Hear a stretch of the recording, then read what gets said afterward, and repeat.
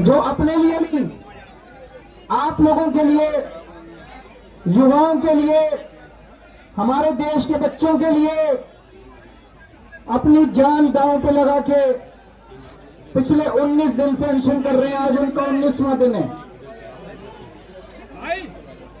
हमारे देश में ऐसे बहुत सारे टीचर्स हैं, जब पेपर लीक हुए, पेपरों में धांधली हुई, उन लोगों ने अपने शहर से आवाज उठाई, उनको गिरफ्तार कर लिया गया, उनको तरह तरह से टॉर्चर किया गया, उनके खिलाफ एफआईआर की गई। उन सब लोगों को मैं सलाम करता हूं। सोनम वांगचुक जी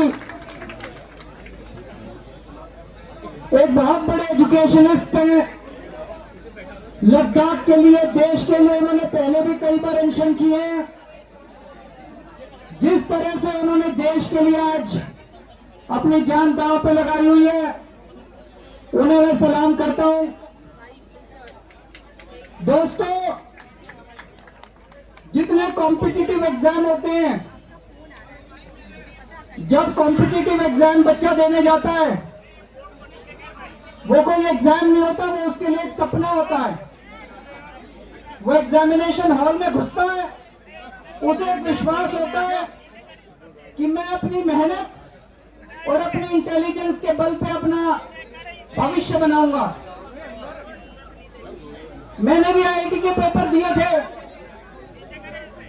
आईआईटी के पेपर में सक्सेसफुल होकर मैं आईआईटी गया था, लेकिन उन दिनों में पेपर लीक नहीं होते थे। मैं सोच रहा था, अगर पेपर लीक हो रहे हो तो उन दिनों में हो सकता है मेरा आईआईटी देने का कॉन्फिडेंस ही नहीं बनता। मेरे दोनों बच्चे आईआईटी से हैं। मेरे दोनों बच्चों के टाइम पे भी पेपर लीक नहीं होते थे, लेकिन आजकल जिस तरह से पेपर लीक होने लगे हैं पिछले कुछ सालों से, वो जो कॉन्फिडेंस है बच्चे का कि अगर मैं मेहनत करूंगा, अगर बच्चा इंटेलिजेंट है तो मैं अमीरों के बच्चों को भी पीछे छोड़ दूंगा, आज वो कॉन्फिडेंस लड़खड़ाने लगा है। ये सही नहीं है। ये देश के लिए बहुत खतरनाक है। ये देश के लिए बहुत खतरनाक बात है। नीट का पेपर लीक हुआ, इन्होंने क्या किया? हर साल पेपर लीक हो रहे हैं। 2024 में जो पेपर लीक हुआ था, उसका जो मास्टरमाइंड था, उसको बेल दिला दी। ये अब सिस्टम बन गया। हर साल पेपर लीक होते हैं, कमेटी बैठती है, जांच होती है, एफआईआर होती है, गिरफ्तारी होती है, बेल हो जाती है, और फिर अगले साल के पेपर लीक होने की फिर तैयारी शुरू हो जाती है। ये देश कब तक बर्दाश्त करेगा? देश का युवा, ये बच्चे कब तक बर्दाश्त करेंगे? इन्होंने नीट के पेपर के बाद 20 बच्चों ने सुसाइड कर लिया, 20 से ज्यादा बच्चों ने, पर इनको कोई अकल नहीं आई। इनके सर पे जूं नहीं रहती।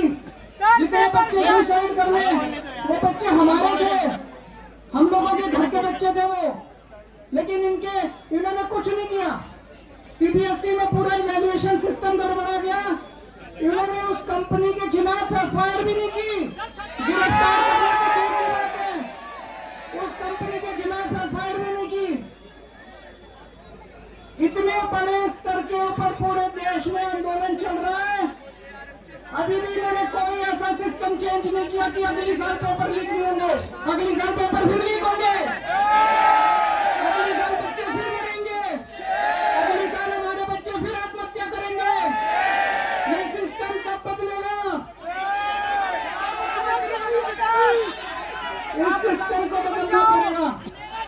आज जब मैं आ रहा था, मैं यही सोच रहा था, यही जंतर मंतर था। 4 अप्रैल 2011 का दिन था। यहाँ पे अन्ना हजारे बैठे हुए थे, यहाँ पे सामने अन्ना हजारे जी बैठे हुए थे। उस वक्त की सरकार को भी बड़ा अहंकार था। 3 साल के बाद वो सरकार नहीं बची, अपने अहंकार की वजह से डूब गई। आज 2026 है। मैं इन लोगों को कहना चाहता हूँ, युवाओं की बात सुन लो, कॉकरोच आंदोलन की बात सुन लो, सोनम वांगचुक की बात सुन लो, नहीं तो आज से 3 साल बाद आपका भी वही हश्र होगा जो 2014 में। ये भी अभी अहंकार में डूबे हुए बहुत ज्यादा, इनको भी अकल नहीं आ रही, ये भी बहुत ज्यादा अहंकार में डूबे हुए हैं। अंत में एक प्रपोजल देना चाहता हूं, आप लोगों से सहमति चाहता हूं। मैं धर्मेंद्र प्रधान को तो इस्तीफा देना चाहिए, लेकिन मोदी को भी देना चाहिए। सोनम वांगचुक को देश का एजुकेशन मिनिस्टर बनाना चाहिए। केजरीवाल जी बताओ कि सोनम वांगचुक, तो मैं प्रधानमंत्री जी को कहना चाहता हूं, धर्मेंद्र प्रधान को हटाओ और सोनम वांगचुक को देश का शिक्षा मंत्री बनाओ।